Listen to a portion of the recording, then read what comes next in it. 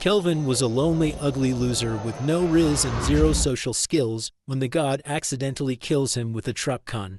So, in order to make up for the blessing given to humanity, the reincarnation goddess named Melfina throws this burden into another world, but Kelvin loses his memory in exchange.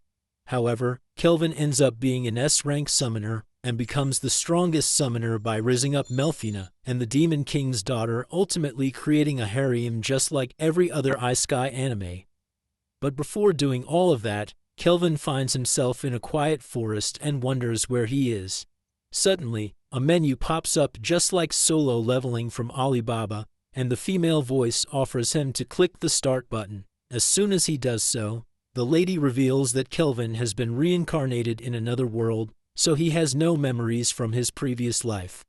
Kelvin curses his previous self because he can't remember anything. But the menu tells him to open up the stats tab, and Kelvin is relieved that he can get huge points by leveling up. His role is a summoner, so he goes to the nearby town to become an adventurer. While passing through the forest, the menu shows the stats of the lady, Melfina herself, and she is over 1,000 years old. She further explains that when Kelvin was being reincarnated, he told her that he loved her, but Kelvin doesn't remember anything about it, so he wants his memory back. However, Melfina can't do it because he exchanged those memories for skill points. He is about to puke at the cringe he said to the goddess and runs away. Kelvin orders Melfina to show herself, but he doesn't have enough skill points, so he can't see the old chick.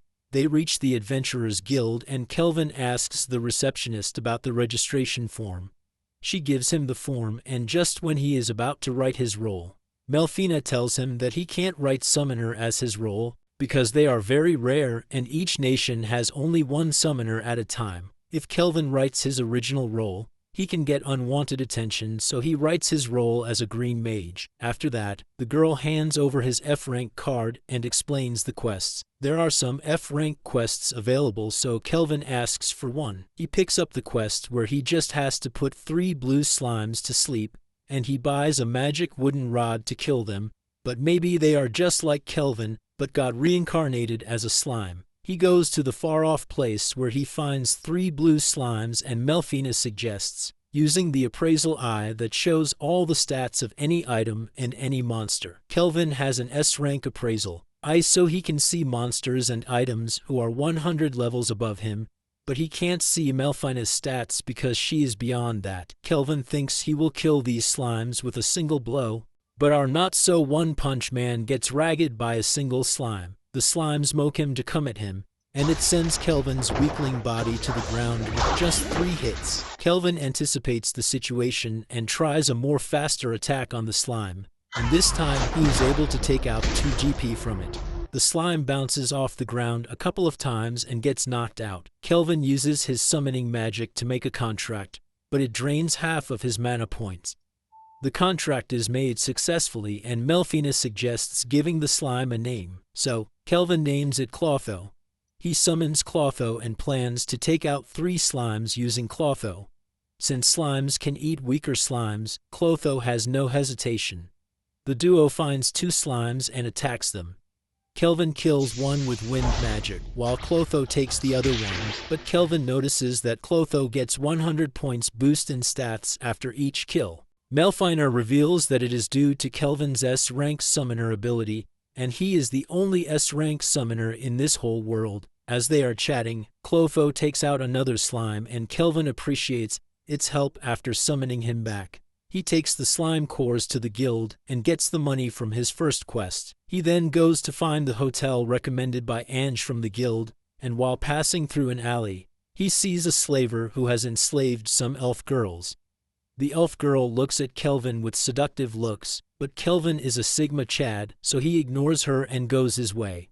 He finds the hotel that Ange recommended, and the owner introduces herself as Claire. Kelvin asks for a room to stay for the night. Kelvin wonders if the food will be good, and Claire laughs it off, saying that he's at the right time for dinner. After that, Kelvin goes to his room, but there is no bathroom to shower, so Melfina reveals that only the king's castle and houses have bathrooms, and the common folks use rivers or hot towels to keep themselves clean. So, now, Kelvin's objective is to collect so much money that he can afford a house with a bathroom in this world. Melfina suddenly senses something delicious, so Kelvin goes downstairs and Melfina can't wait for Kelvin to summon her as she loves human food. Kelvin sees the food and eats it like a maniac. For the next couple of days, Kelvin and Clotho take out some typical job quests and some higher-ranked jobs to level up their skill points and levels. Just like every other iSky anime, Kelvin gets huge buffs and bonuses along with 100 skill points thanks to his overpowered status. Using his bonus skill points, he picks up the concealment skill that is ranked at D, but he needs to get it to B rank so he can hide his stats. Not Kelvin gets huge buffs after leveling up, but Clotho's skills upgrade as well. After that, Kelvin goes to the guild and Ange congratulates him for achieving rank E within weeks. Everyone starts to speculate that he is a strong mage from another kingdom and Ange asks if he is from a distant palace, but Kelvin doesn't reveal his true identity. Ange apologizes for asking such a personal question and suggests Kelvin to upgrade his weapons as it is the same wooden rod. Kelvin agrees and asks for a D-rank job when suddenly, a man with yellow hair offers Kelvin if he would like to take on a Black Ghost Knight. The BTS-looking guy is named Cashel, who's a cocky brat with more disgusting plans than a sewer. He has just returned after cleaning a lizardman nest and introduces himself as a D-ranked adventurer. But the other heroes whisper about him saying that he is as strong as a B-rank adventurer, and he just loves picking up on adventurers lower than him. He offers Kelvin to join his party as they are going after a Black Ghost Knight, but Ange intercepts them because she knows that Kelvin can't handle a Black Ghost Knight even if it is just a D-ranked one. However, Kelvin rejects his offer explaining that he is just an E-ranked adventurer and he can't possibly help them. Kelvin uses his appraisal eye and finds out that this bastard is actually on the same level as Clotho, but he has a mysterious title of murderer. But Kelvin knows that Cashel is stubborn like a typical 8-year-old American kid, so he gives him a challenge. He explains that whoever defeats the Black Ghost Knight will be the winner, but Cashel will go along with his party members, yet Kelvin is still confident. He knows that Cashel will come after him when he will be fighting the monster, or after that, so he will be prepared. Melfina wonders if it is a good idea to show off. But Kelvin knows that with great powers comes great responsibility, and he's willing to take down Cashel for good. Cashel goes to his party members, and one of them reveals that he used his C-ranked appraisal eye to look at Kelvin's stats, but they were concealed, meaning that he has C-ranked abilities. Another member named Raj arrives, and he wants to crush Kelvin, but Cashel orders them not to do so as he wants the rookie to entertain them. At night, the party goes to the Wicked Spirit's castle, and finds out that all the undead monsters are already dead. Just as they were wondering what happened here when suddenly, Kelvin appeared with a verdant staff. The party members think that he is a low-life green mage with his staff, and he can't kill the Black Ghost Knight, so he waits for them, but in reality, Kelvin knows that the party is after him, and he doesn't want them to interrupt his fight with the knight. So, he reveals that he knew it all along, and the members get scared a bit. They think that Kelvin is a bounty hunter, but Kelvin didn't even know about the bounty on their heads. He mocks Raj, who looks like a white Dwayne Johnson, and the bald guy runs towards Kelvin. But he uses his staff to summon a concealed mud vine magic that even Gimel the appraisal wasn't able to detect. He senses that the rookie is too strong for them, so he runs for his life. Everything is going exactly according to Kelvin's plan, and he summons Clotho, who is now a slime gluttonia in front of Gimel. He runs back to his party, but Clotho launches him in the air and knocks him out cold. The White Johnson manages to escape from the mud, but he is caught by Clotho. Now, only Kelvin and Cashel are left face to face, and the cocky bastard launches on our protagonist, but gets knocked out in a single blow. It turns out that Cashel and his members were gaining experience points by hunting low-level adventurers instead of the monsters, so Kelvin plans to take these evil guys back to the guild. Now, it is time for the main showdown, and Kelvin is pretty confident in his skills and abilities. He opens up the gate and uses his appraisal eye to see the stats of the Black Ghost Knight, and his name is Gerard, who's at level 53. So, Kelvin changes his mind, and instead of defeating the knight, he now wants to take him to his party. And then they sit and chit-chat for a while, because this is the first time Gerard is talking with someone in years. He explains that he once served as a knight to a king, but now both the king and the kingdom are gone, so he wants to see Kelvin's strength and check whether he's worthy to take him into his party or not. Hence, the two agree to a duel, and the fight begins with a lame 2D animation. Kelvin attacks first and Clotho follows his attack, but Gerard is able to dodge all of this. Kelvin uses his own magic, but Gerard throws his mighty blade swing that Kelvin barely dodges. He then uses air pressure magic to hold Gerard, and that's when he sees flashbacks of his kingdom. He used to serve the king of Alcarl, and one day, a messenger arrived who threatened the king to serve the Lysia Empire, or they would have to pay a price. The king refused to do so, and a fatal disease took the life of everyone in the kingdom except Gerard, and after a long journey, his daughter died as well. Gerard's spirit of vengeance breaks out, and he frees himself from the spell. He launches on Kelvin like a hungry hound, and Kelvin barely manages to block his attacks when Clotho arrives, and the two land a devastating blow to put the knight to sleep. Kelvin then goes to the Heroes Guild with a piece of the Black Ghost Knight's armor, and Ange, along with the other guild adventurers, congratulates Kelvin for defeating the knight that everyone is scared of. The Cashel party is also in jail, and everything seems alright, but Gerard thinks that Ange is very beautiful and Kelvin should add her to his harem, but Melfina intervenes claiming that she's Kelvin's wife.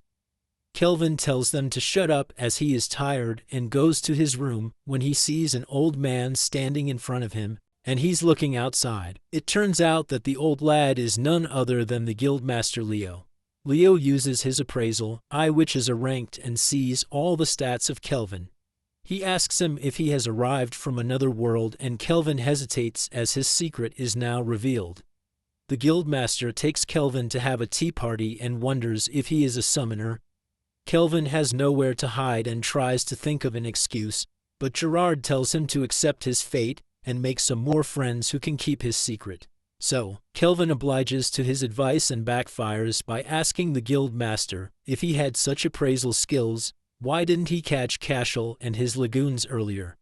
Leo laughs and explains that the brat belongs to a noble nation of Trison, so he needed some solid proofs, and just when he had those, Kelvin showed up. But Kelvin tells him to talk about business, but Leo is an old lag who's just looking to make some friends, so he reveals that he has already met some people from another world a couple of years ago. Kelvin is shocked, and Melfina says that she will explain everything later. But Leo explains that the heroes were summoned by the priestess of Demaris, who has speculated that the arrival of the Demon King is upon the world, and that's why the monsters are getting stronger. Kelvin sees right through Leo and asks if he wants him to protect the kingdom, and Leo replies positively, because there are not many heroes in the kingdom who can handle B-rank monsters or above. In return, Leo would provide additional ranking points to Kelvin and more money per job. Also, he will keep his secret and give him freedom, which is the one thing he wants in this world, so Kelvin agrees to his terms. After that, he goes back to his hotel room where Claire congratulates him on reaching rank B, and she's too sweet to be true, so Gerard asks if she is a member of the harem as well. But Kelvin doesn't like old chicks except Melfina, so he just eats his lunch and asks Melfina about the reincarnated heroes. She explains that the priestess of Demaris performed the summoning ritual, so Melfina summoned some cute boys and girls from another world, and they are doing pretty well. Kelvin is fascinated to hear about other heroes and the Demon King, so he wonders if he will fight someone as strong as Gerard. Suddenly, Kelvin remembers something and summons Clotho, who gives him his prize money. Everyone thinks that Kelvin is going on shopping, but in reality, he is going on a slave shopping, and he wants to buy a female slave. Gerard is also a man of culture and supports Kelvin to complete his desires, but that is not the case here. Kelvin wants to enhance the party, so he needs a slave to train, and slaves can't use their skill points unless their masters tell them to. So, Kelvin will need someone who never had a master before, as they are going to fight much stronger opponents than Gerard. Kelvin remembers the slave he once saw while passing through the alley. That's why he goes to the same alley and finds a man running for his life as his head is on fire. The slave seller saves the guy and curses him for offering him a cursed slave. It turns out that the hot slave is under a curse and burns anyone who touches her. Kelvin uses his appraisal eye and sees that she doesn't have a master, so he wonders what he would need to break the cursed spell. And that's when Melfina tells that he's gonna need a rank a blessed spell. Kelvin goes back and the slave looks a bit heartbroken, but Kelvin returns after a bit and buys the slave by giving the seller a hefty amount. The seller opens the door, and the elf girl feels very happy after seeing the sky for the first time in weeks. Kelvin takes her along with him, and she hesitantly appreciates Kelvin for purchasing. She introduces herself as Ethel, who's a rare half-elf. Kelvin reveals that he's an adventurer and asks Ethel how long she has been enslaved. Ethel was sold as soon as she was born, so she doesn't even know who her parents are and how long she has been enslaved. Kelvin tries to touch her, but she steps back because she doesn't want to hurt her master. But Kelvin gives her trust, and as soon as he touches her, the curse breaks and Kelvin pats her on the head. Ethel breaks down and thanks her master for giving her a blessing. After that, the duo goes back to the hotel and Claire is suspicious about a half-naked girl and tries to touch her, but Ethel is still scared. However, when she touches Claire, nothing happens, so he feels relieved and Claire takes her to get a shower. Kelvin is about to die from hunger when they come back and Kelvin is lost for words as he sees Ethel in a maid dress because everyone knows what will happen next. He praises her looks, and the two eat to their full before going to the room. There, Kelvin introduces Gerard, Clotho, and Melfina to Ethel and reveals his true identity as a summoner. He gives her double growth skills and double skill points and guides her to choose some skills as they are going to be fighting alongside each other. Soon, Kelvin sleeps, but he can't as Ethel is sleeping alongside him, and there is no other room, so Kelvin has to control his urges as a Sigma Chad, or he will let down Andrew Tate. A month passes by and Ethel has become an important part of the party. She has adopted archery skills and sewing skills so she can shoot blazing arrows with magical spells. The sewing skills allow her to make her suit compatible with a bloodlust fight, and Gerard is also shocked to see Ethel so perfectly in a maid dress. After fighting the Sagatries, Ange congratulates Kelvin, as he is soon going to be promoted to a rank and Ethel will also become a B rank soon. Suddenly, Ange switches from professional mode to personal mode and asks Ethel if she wants to go with her to a newly opened sweet shop. Ethel asks Kelvin if he will go with them, and she bushes a bit. Kelvin can't turn down a request by such a hot elf cause he is a man of culture, and he wants to please Andrew Tate, so Kelvin agrees. The next morning, Melfina leaves Kelvin's slave network to do some goddess business and Kelvin waits for Ange and Ethel in the park. Ange arrives in a country boy outfit and Kelvin appreciates her, but Ethel is nowhere to be seen. Suddenly, Ethel arrives in a blue dress with a straw hat and Kelvin just loses and can't utter a single word. Ange pinches him and he appreciates Ethel's looks. The trio then goes to the sweet shop and Ethel offers him some sweets from her own plate. Seeing this, Ange asks if she does it at the hotel as well, and some people notice the trio. They start whispering about them and Kelvin gets pissed, so he tells the girls to go home and everyone wonders what the three of them will do after going home, as this is a love triangle. Out of nowhere, someone kicks their table, and we see a fat chubby brat along with two of his knights. The chubby brat is Tebra, the third prince of Troyson, and they mock the trio for being a low life. The prince offers Kelvin to hand over the girls, and he will forgive him for his public romance, and the two knights step up. Kelvin isn't going to let her girls go with a fat dude, so he just slams the knights in the wall. The prince pisses his pants and Kelvin puts him under an air pressure spell. He inquires why he's in Parth, but the prince is spitting anything, so he makes him bow down. Tebra reveals that he's here to meet Leo, the guildmaster, who told him that there is a strong adventurer in the city. Kelvin wonders why he had rank D knights with him as he's a prince, so the fat brat reveals that he wants to make a strong hero serve under his name so he can have some glory. Kelvin tells him that he's the hero he is looking for, but he is not going to serve a cocky prince.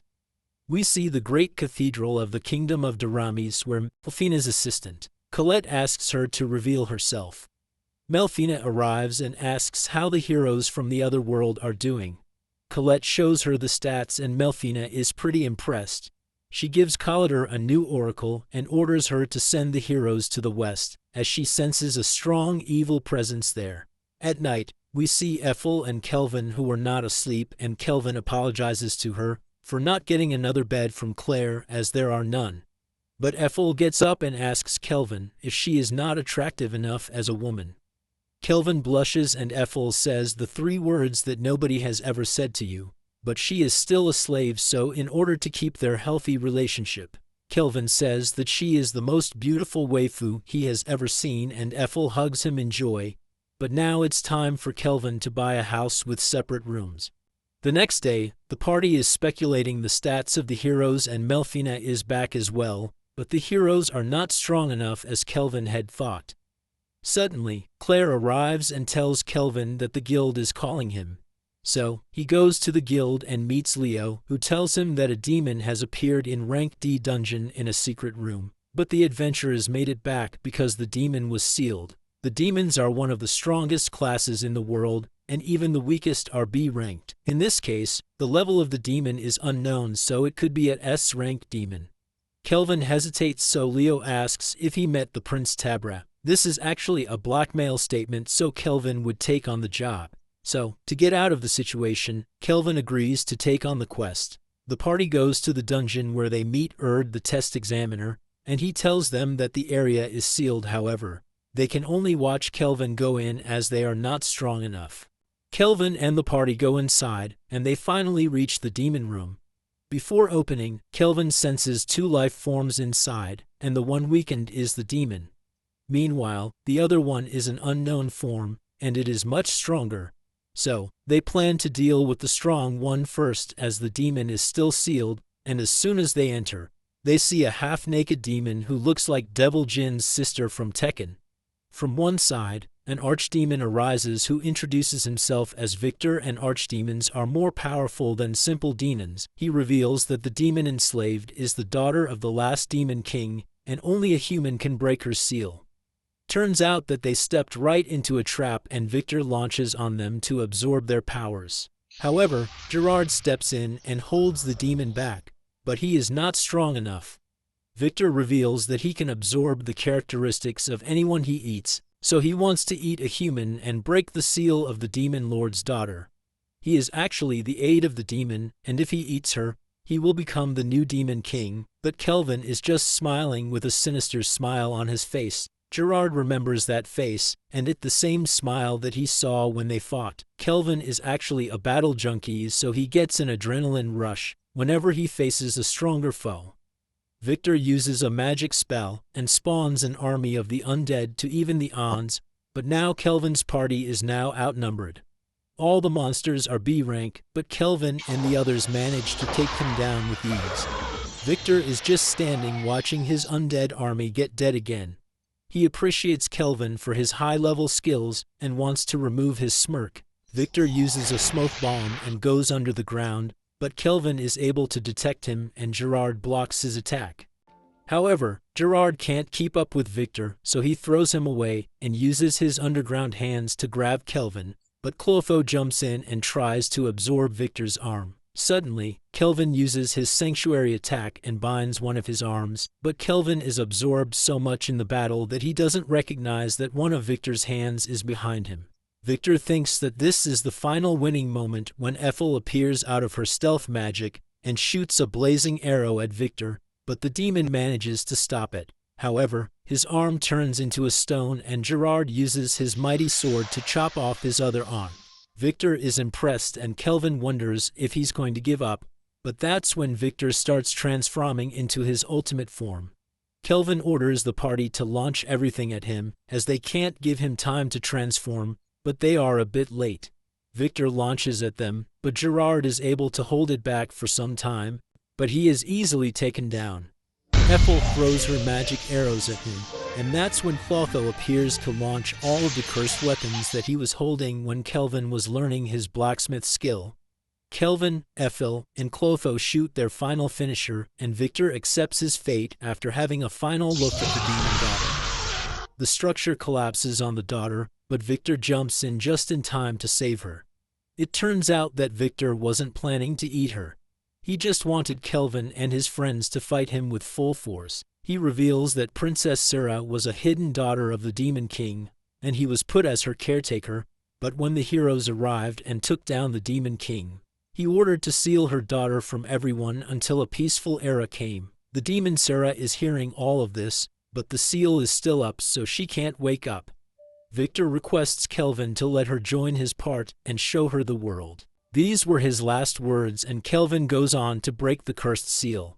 Sarah wakes up and starts crying after hearing Victor's words. The party then goes outside and shows the proof that the demon is dead, and thanks to Sarah's camouflaging hairband, she can hide her horns and wings. Suddenly, Gerard starts shaking and Kelvin resummons him, as he has evolved to an abyssal knight that only appears in S-rank dungeons. Kelvin then goes to Sarah, and she asks if he really wants to take her to his party, as she is a demon and people will freak out after finding it out, but Kelvin assures that he will use S-rank concealment skill so nobody can see her stats. After that, everyone goes to the town and Sarah is amazed to see everything, as this is the first time she has seen the real world because she was at Hustlers University earlier. When Kelvin reaches the inn, he is surprised to see everyone celebrating his promotion to rank A. Everyone drinks hard and parties even harder until the night when everyone is in deep sleep. Kelvin gets up and Sarah is nowhere to be seen, so he finds her outside sitting alone and remembering her past. She is happy for her new life and vows to live it better just like her father and Victor had expected. Since Kelvin's blacksmith skill and Ethel's sewing skill have reached S rank, they decide to make weapons and artifacts for their party. First is the erendite that Kelvin made for Sarah using Victor's armor. And Gerard gets a new sword, but Kelvin is tired from all the work and Ethel asks if he wants something to eat. And that's when Kelvin remembers his favorite food, Japanese rice. But they are not available in this kingdom, so they venture to the kingdom of Toraj to find some, and also due to Kelvin's promise to Victor as he wanted to Sarah the world. Sarah is fascinated by everything, but Gerard notices that Melfina is missing again. It turns out that Kelvin still isn't able to summon Melfina, so she goes to find one of her avatars, and that way Kelvin might be able to summon her.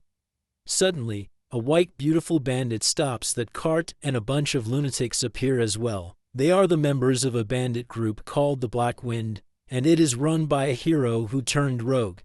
Kelvin uses his skills and finds that all of them are below level 30, so he doesn't want to get his hands dirty and sends Sarah to deal with the situation. Sarah takes on everyone alone and punches them in the air with no hassle at all. They tie all of the bandits, and it turns out that Sarah is already at level 75, so Gerard wants to challenge her to a duel. The leader of the group laughs and tells them that they should worry about themselves as their master is level 70. The sinister personality of Kelvin kicks in, and he asks about the details. After that, they go to Toraj's Hero Guild and find the Guildmaster Mist, who was in the same party as Leo a couple of years ago. She tells the party that the rank adventurer Kristoff is behind all of the Black Wind group, and they are enslaving and trading people. Sarah is pissed as Mist isn't doing anything despite knowing everything about the bastard and the party.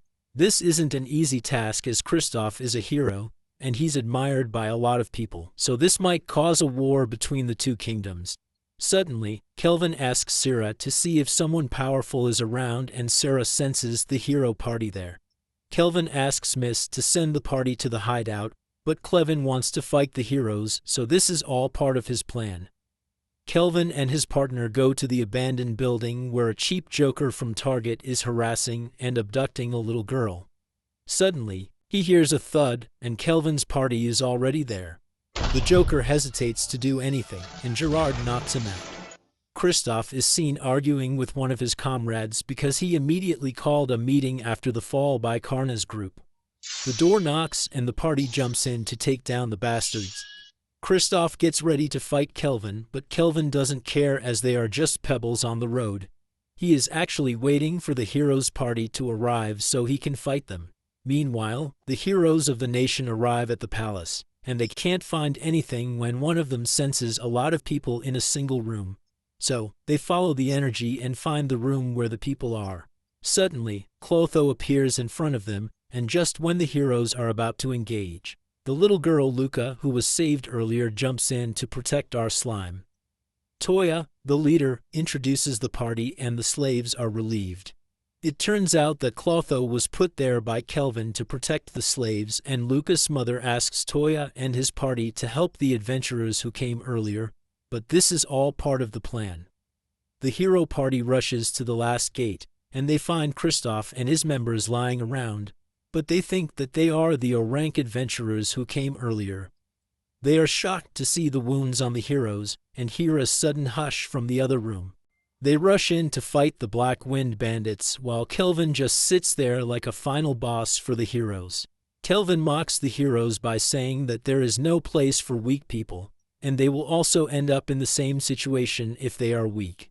The leader, Toya, pulls out his sword and his members introduce themselves as Setsuna, Nana, and Miyabi.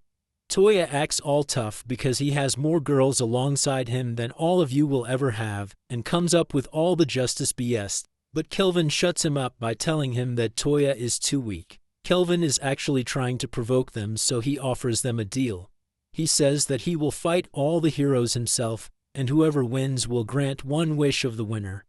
Toya is so dumb that he still doesn't get it, so Setsuna tells him that Kelvin is holding something back, and they must fight him together. Nobody can sense how much magical power does Toya has, so they agree to fight him together. They go to the main hall, and it turns out that Kelvin wants the heroes to take the claim that they freed the slaves from Kristoff, so the people of Tryson will turn on Kristoff. Zero wants to join in the fun, but Kelvin wants them to just sit for now and eat some sandwiches. However, Ethel is still concerned about Kelvin's decision, as all the heroes have some unique skills. But Kelvin is still confident because he made the Skill Eater Gauntlet from Victor's armor, and it can copy anyone's skill. Toya gives some Captain America-type speech, and the heroes use Fairy Grace skills to kick some summoners' butt.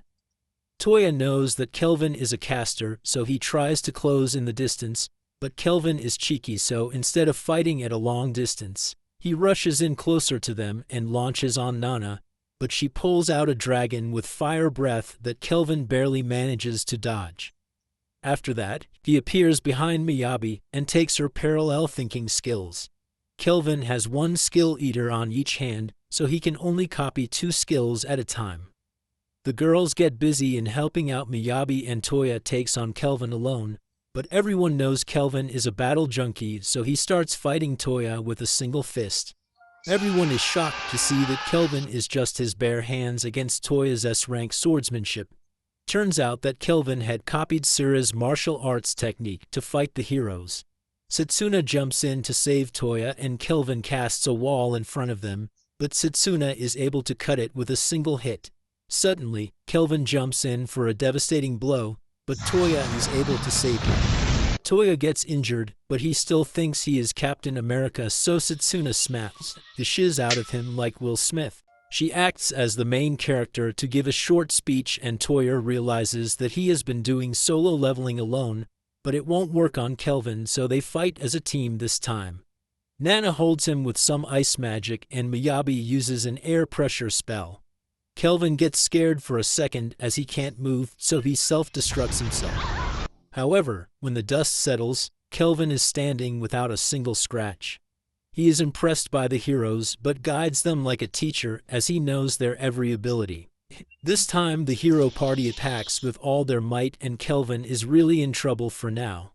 Miyabi summons an ogre, so Kelvin summons 2 golems to hold them off for a while. Kelvin uses the parallel thinking spell, which he copied earlier, and makes a new spell to free himself and destroy all the crystals at once. He then gut punches Setsuna, takes down Miyabi, and throws Nana out of midair. Now, only Toya is left standing, and he is really pissed to see his friends get manhandled. He goes into berserker mode, but Kelvin calls him a disappointment. Toya asks why Kelvin doesn't use this power to help the world, and Kelvin again smacks the shiz out of him with a single punch because he doesn't like low-level people giving him advice. Toya goes to the knockout zone and wakes up after some hours. His friends are beside him, and he sees the little girl Luca sitting in Kelvin's lap with Clotho. Toya still thinks that Kelvin is the bad guy, but after looking at the slime, he remembers the little girl who told them that the slime is from the adventurers. Kevin introduces himself as a rank adventurer, and Toya questions why he wanted them to get all the things in the wrong way, but he remembers his fight was just to make them better heroes. Toya gets on his knees and thanks Kelvin for showing them their weak sides. Kelvin appreciates it, but asks him to complete his wish. Toya agrees to do anything for Kelvin and his party, so our summoner asks them to get stripped in front of everyone, and the heroes just scream in disgust. Kelvin heads back to the town and gives the slaves to the Guild Master Mist, and the Black Wind members are captured as well. Kristoff and his party will be held accountable, and Kelvin goes to have some fun with the stripped heroes. They are in a cave fighting a giant octopus monster, while Kelvin and the others are watching them. Kelvin wants to make them stronger so they can defeat some S-rank dungeon boss, but they get easily defeated by the octopus giant. Sira asks Kelvin to fight them again so they can become stronger, and Kelvin thinks it is a great idea, but the heroes finally manage to defeat the giant monster. After that, they go to eat some sandwiches, and Toya explains how they got teleported to this world when they were in their classroom, and a goddess appeared in front of them. Kelvin asks Toya what he will do if a S-rank dungeon boss appears in front of him, and Toya replies in disappointment that he will run away as they are not strong enough yet, so they will run and come back when they can defeat a S-rank boss. Meanwhile, Sira pulls out a S-rank dragon boss from the lake, and Kelvin is happy with his answer. They take out the dragon boss with ease, and the hero party sets sail to their mission. Toya appreciates Kelvin's support to make them stronger, and Kelvin gives them some pendants that are more than just lucky charms. The heroes set sail, and Toya wonders if they can become like Kelvin and his party someday. Gerard arrives, and Kelvin asks if the Lysia Empire who destroyed Alcarl is just around the western corner of the sea. He wonders if they can defeat them now, and Gerard thinks that they can since they have leveled up a lot and can defeat S-rank dungeons bosses with ease. Something that he thought was impossible is now possible, so he praises his master for remembering his revenge. But first, they have to get a bit stronger before they can take out a whole empire. Sira bumps into Kelvin with her giant cannons and tells him that a messenger has arrived from the Guildmaster Mist. Kelvin is really happy as he can finally enjoy some rice. So, they go to the castle in Toraj that looks exactly Japanese, because there had been some rumors that the first ruler of Toraj was a Japanese from another world. The party goes inside, and they see the Japanese tatami. So, they take their shoes off, and the queen introduces herself as Tsubaki Fujiwara. Meanwhile, the guards simp on Sura for looking like a noble princess. Tsubaki appreciates Kelvin's help in taking out the Black Wind and the demons from the cave, which would have been impossible otherwise. She offers Kelvin to pick up anything from the kingdom, and Kelvin just wants some rice instead of money or items. The queen laughs it off and says that he can have as much rice as he wants, and he eats like a maniac. They stay in Toraj for a couple of days, and Efil has mastered the art of rice, but Tsubaki finds it as an excuse to eat with Kelvin. She tries to hit on our boy, but he won't let Andrew take down, so he declines Tsubaki's offer to stay with her. Kelvin asks for their leave as their quest is still incomplete, so Tsubaki offers them a teleportation gate to Parth. They step in and go straight to their inn. Claire asks if the queen was hitting on Kelvin because Ange has told everyone about it, but Kelvin shakes it off, saying that he is going outside to buy something. Claire teases and asks if he's going to buy another pretty slave, but this time, Kelvin buys a house for the party. They go to their new gigantic house where the little girl Luca and her mom Ellie will be working as maids. Kelvin bought this house because it had a bath, and he hadn't washed himself in ages. After taking a bath at night, Kelvin goes into his room and lays on his bed. Suddenly, he senses that Melfina is back and asks if he can summon her now.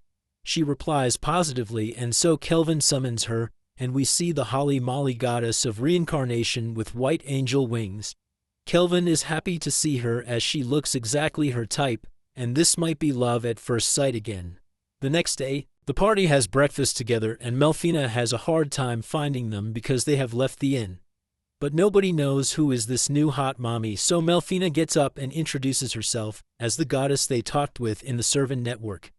Melfina apologizes to Syrah for her father's incident, but Syrah is totally cool with it, and so Melf announces herself as the wife of Kelvin. Everyone thinks it is cringe, and Gerard seems pretty concerned, but Kelvin tries his best to tell them that it is a lie. In the afternoon, Melfina tells everyone to call her Mel, as she is a well-known goddess, but we can call her MILF. Since Kelvin is the first one to summon her, she gives him a reward and draws a flower pattern on him. It will give Kelvin 2 power-ups, and the first one is resistance. It means that Kelvin can take complete damage from a fatal blow once a month with any itch, and the second one is the power to summon heroes. After that, Mel and Seer go to the basement to fight each other for their right to sleep next to Kelvin, but it ends up in a draw. However, the fight is pretty amazing as Gerard and Luca appreciate them, and the 2 fighters go to take a hot bath that every man of culture wants to see. But Ethel tells them that Kelvin is feeling a bit out of the zone, and Mel suggests that it might be due to the power of hero summoning she told about. So, Mel goes on to explain things to Kelvin, and he asks why this world needs heroes, but before answering any question, Mel needs to explain something about the Demon King, and Kelvin wonders if it is about Syrah's dad. It turns out that the appearance of the Demon Kings is a recurring cycle, and nobody knows why it happens, but whenever a Demon King is summoned, he or she gets a complete personality change, meaning that they become pure evil and can nullify any damage. It is like being in a god mode forever. And that's why the heroes from the other world are brought here, because they have more mana and strength to take on a Demon King, meaning that Kelvin can hurt a Demon King if he fights one. Kelvin asks if it is ethical to summon someone from their life, even if they don't want to, so Mel explains that there are 2 ways to bring heroes. The first is summoning them from their world when they are still alive, and it takes low mana points. This comes in handy when one has to summon a group of heroes at once, like the Durami's heroes. The other type of summoning is the reincarnation summoning, meaning that the soul of a dead person is reincarnated to the new world with a new body and face, but it drains a lot of mana points. However, the hero will be a lot stronger. Kelvin is a bit astonished and wonders if he was an ugly loser in his previous life. Mel asks him to think about his decision and wait for the right moment. But Kelvin is still fast as F-boy. So he summons his party in the basement and tells them he is going to summon a single hero as they have to fight much stronger foes. He resummons his members and eats a mana refilling position. The summoning begins and Kelvin uses all of his mana points except one. It takes a long time for the hero to summon as he or she doesn't know what to choose as a skill. Finally, the person chooses the skills and demands not to change their appearance, and so, the hero summons. But it turns out to be a little girl who introduces herself as Rio. Kelvin tells her that he's a rank adventurer who summoned her here, and Rio is amazed by this otherworld concept. However, she starts crying out of nowhere and gets blacked out. Kelvin tries to wake her up, but he gets knocked out as well. At night, Rio wakes up and remembers how her previous life was full of medicine, and when she dies, the overused iSky menu appears in front of her. She goes outside and starts running in the yard, as this is the first time she has seen the night sky. Kelvin arrives and explains that he was summoned here as well, but he doesn't have his part memories unlike her. He further adds that he didn't know anything when he arrived here, and so he fought and made new friends along the way to get to this level. However, if Rio wants to leave, she can. But Rio explains that she had been a cripple all her life, spending all of her existence in hospitals, and she wasn't able to enjoy anything until she died. She always questioned her existence, but now she can finally run and work with a healthy body, so she wants to repay Kelvin for giving her such a blessing. She wants to join Kelvin's party and Kel agrees. But one thing concerning is the black hair of Rio, because black hair is rare in this world, so they plan to tell everyone that Rio is Kelvin's little sister from a distant land, and Rio happily agrees. She starts calling Kelvin her brother, but there's another problem. Rio resonates with Leo, the guildmaster, and Kelvin doesn't like it much, so he wants to change her name. Rio suggests the name Rion, which sounds more like a girl and similar to her previous name, so Kelvin adopts the new name Rion and welcomes her to this new world of fantasy and magic. At night, Kelvin wakes up and finds Sarah sleeping in front of him, and suddenly, Mel grabs him from behind while dreaming about sushi. And to make matters even more worse, Rion also sneaks into the bed while all of them are asleep. Turns out that Kelvin is living the playboy life he always dreamt of, and the next day, Kelvin takes everyone, including the maids, to the dark purple forest. Ellie asks why he brought them alongside him, and Kelvin explains that the two of them and Rion will have to level up a bit to take care of themselves, so he uses the skill-sharing skill, and they will get skill points whenever someone from the servant network kills a monster. Syrah, Gerard, and Clotho kill some monsters, and Syrah challenges them to see who will kill the most in a certain time. Suddenly, the folks level up, but Ethel senses a shadow wolf approaching them. Kelvin asks Rion if she loves dogs, but she had never touched a dog in her previous life. So, Kelvin gets up, and as the wolf approaches them, he uses the air pressure magic to drain its mana and makes a contract with the wolf. He resummons it, and everyone likes it immediately, but Ethel senses that Erd and his party are on the way here. They reach the entrance, and Erd is a bit shocked to see Kelvin and his pretty girls. Erd is actually here to kill some monsters so his party can be promoted to B rank, and everyone feels jealous after seeing such beautiful women. Mel introduces herself as a new party member, and Kelvin says that Rion is his little sister. The party members can't take it and run away in jealousy, while Erd runs after them. Syrah, Gerard, and Clotho arrive and ask why Erd was here, so Rion explains that they are here to kill some monsters. But it turns out that these battle junkies have already cleared all the monsters in the forest. Kelvin goes back to the inn and apologizes to Erd for not helping him out.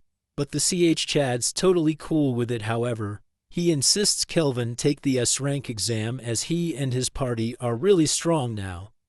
They go back to the mansion, and Rion names the wolf as Alex.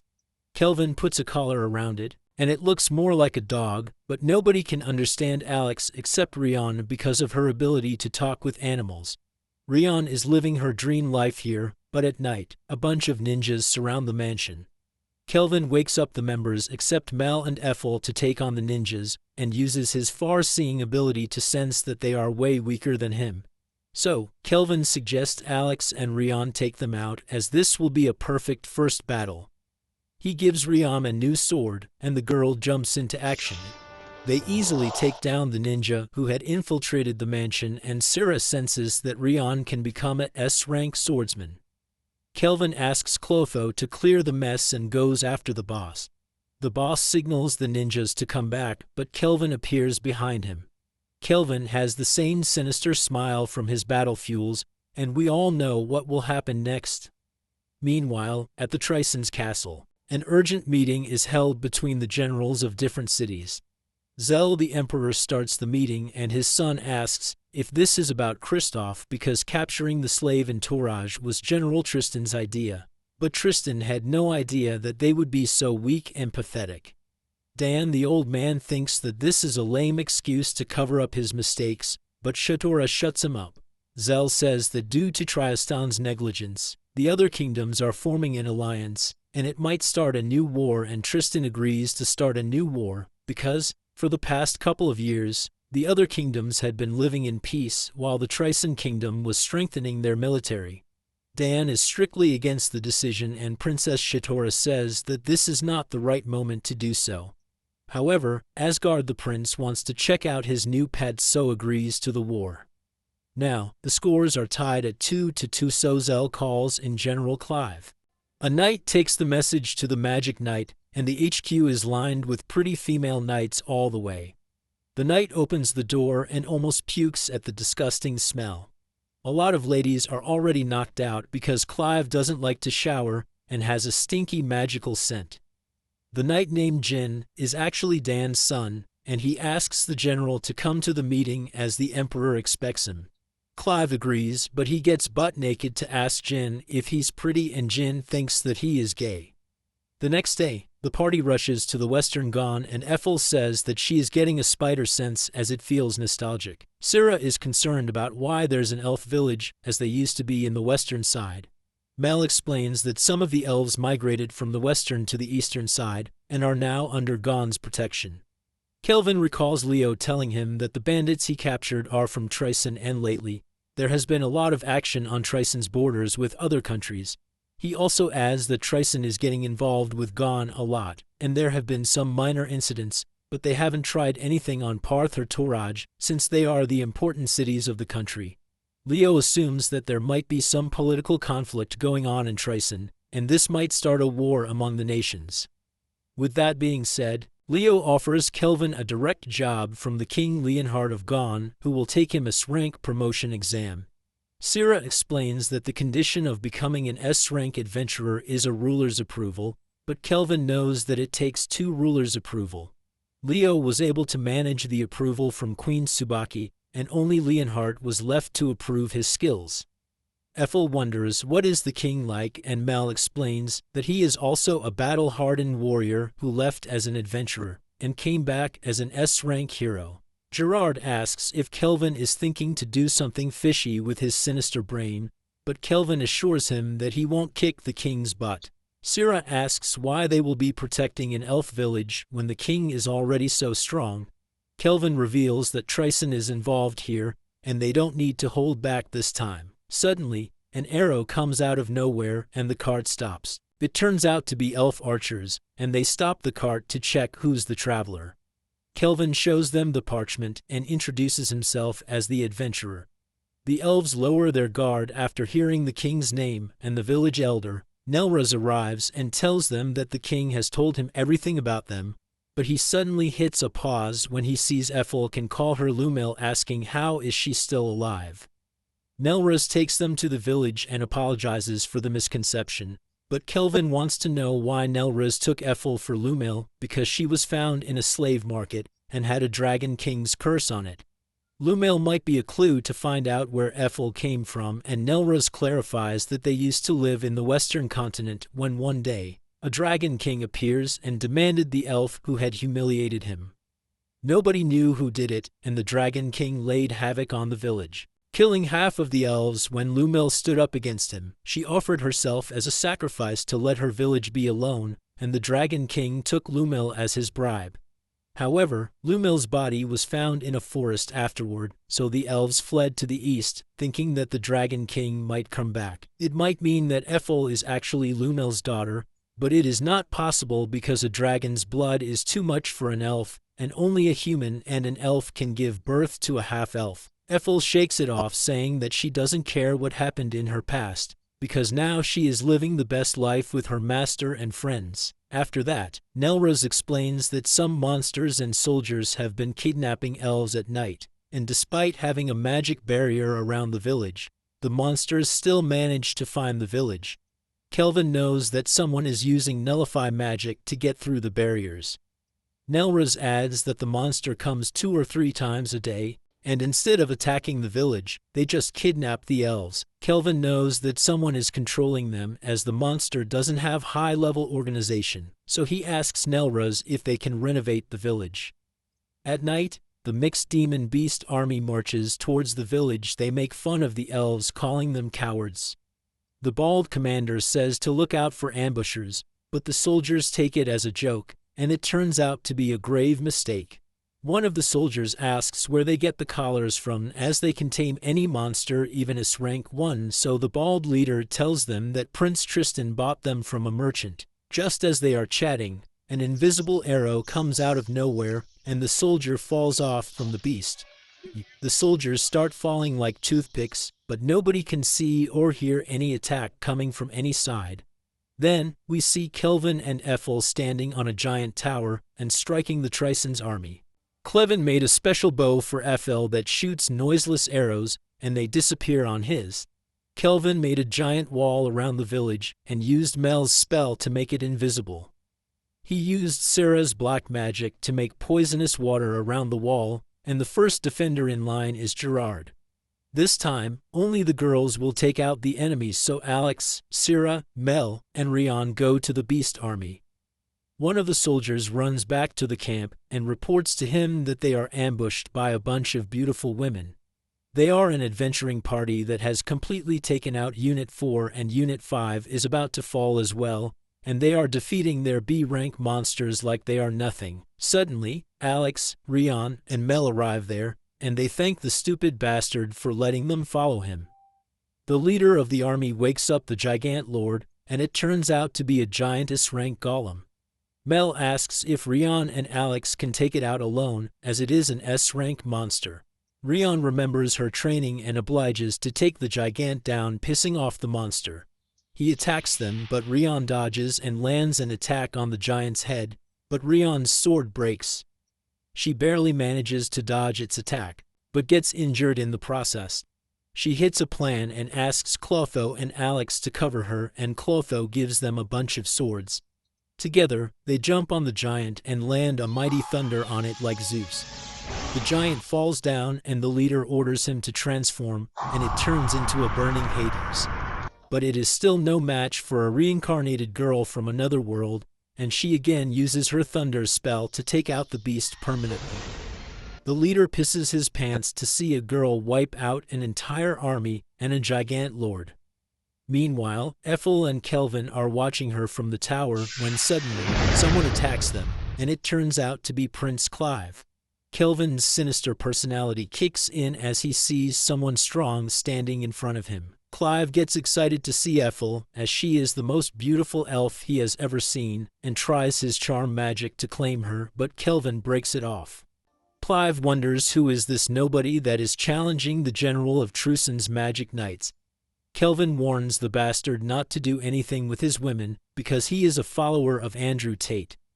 Kelvin uses his appraisal eye and sees that Clive is at level 91, and he has his skills centered around his charming eye's skills. He knows that Clive is also reincarnated, and Clive speculates that Kelvin is reincarnated too, as he can see through his rank concealment skill. Kelvin orders Ethel to go down the watchtower, as he will take out the bastard alone. Clive says Ethel's name and Kelvin gets pissed. He throws a wind shot at Clive and his servants, and turns the watchtower into 4 large spears. He throws them at Clive, but he manages to block them. Clive thinks that he is the main character, and nobody can kill him. Kelvin uses his magic spell and obsidian edges to kill Clive, but he makes a helix barrier that nobody in this world can penetrate. Kelvin is a bit scared as he has never fought someone this strong, and his battle junkie mode activates. Suddenly, the Clive's knights attack Kelvin, and he senses that they are under his charm as well.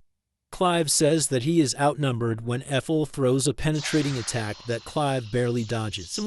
Kelvin summons his adamantine golems who face the female knights, and now only Kelvin and Clive are left alone. They fly in the air like F-16 jets and throw magic attacks on each other. While fighting, Clive offers Kelvin to be his servant, but Kelvin doesn't give a crap about being a servant, so Clive unleashes his powerful that rains magic attacks like there's no tomorrow. His own party gets involved in the attack and Kelvin warns him about it, but Clive doesn't give a flying F as he is just a bloodlust-hungry simp. Clive says that this world has complete freedom and he can do anything with his power because nobody can stop him as is too strong for anyone. He had been having fun since he reincarnated and asked Kelvin if he had the same fun. Kelvin thinks for a while and tells the ugly bastard that if someone can't protect or care about their friends, then they are just ugly sore losers. Clive doesn't like it, and the two clash with each other. When the dust settles, Clive's face gets a scar and Kelvin's staff breaks. Clive loses it as he thought he was Mr. Universe, so he wants Kelvin to pay for it. Clive unleashes his most powerful strength magic move called the Tempest Barrier, which is more like a tornado. Kelvin gets a bad feeling about it, and Clotho pulls out a brand new S-rank blackstaff. Kelvin doesn't want to destroy Ethel's village, but he has no other option, and the party wonders what their master's face would look like with the sinister smile. The staff is still incomplete, but Kelvin still uses its legendary move and cuts the Tempest barrier into two. Clive wakes up and finds out that both of his legs are missing. Kelvin flies in to finish the job, but suddenly, Clive gets teleported, and we see General Tristan there along with his golem. Tristan explains that he was the one who came up with the plan to attack the elf village, but Kelvin senses that he's a summoner as well and his golem has some unusual skill. Before they can fight, the sore losers teleport themselves and Kelvin apologizes to the party for letting the culprits run away. Back at the village, Ethel tells about the victory and Nerlez orders the villagers to throw a giant party. Gerard steps in and asks if Kelvin called her his woman. She starts blushing and Kelvin arrives, so she melts from blushing. Meanwhile, Mel, Syrah, and Rion are rushing to Gerard to see who can reach him first, but Rion makes a new spell and dashes in like flash to win the race. Syrah and Mel praise their little sister and Rion tells how she defeated a gigant lord. On the other hand, Clive is imprisoned by Tristan as a punishment, and he has already healed his legs, but he punishes him with more than 1,300 cursed weapons for being a useless piece of the story. At night, everyone parties at the elf village while Kelvin sits on a hill when Elfin arrives. Suddenly, Kelvin hears an inside as it is from his other world, but he can't get it. Elfin shows the hair catcher that Lumil had, so she asks Kelvin to put it on her and wants to serve him forever. Kelvin agrees to her demands and the other members arrive as well. Suddenly, a little elf girl arrives and hugs Kelvin for saving the village. But turns out that the little brat is King Leonhardt, who has the magic ability to transform the shape, and he watched over Kelvin all the time during his test. He reveals that Kelvin has passed the S-rank promotion test, and everyone congratulates him. But he still has to do a sparring match with some S-rank adventurers, so they can give him a proper ceremony and gifts. Hearing this, the battle junkie mode kicks and Kelvin just wonders how strong the opponents will be, and he can't wait to meet the adventurers. Kelvin just wants to get stronger and stronger so he can take out anyone in this world. But before leaving us alone, why don't you hit the subscribe and like and watch this video where the bully boy gets God's power and becomes the strongest in the school.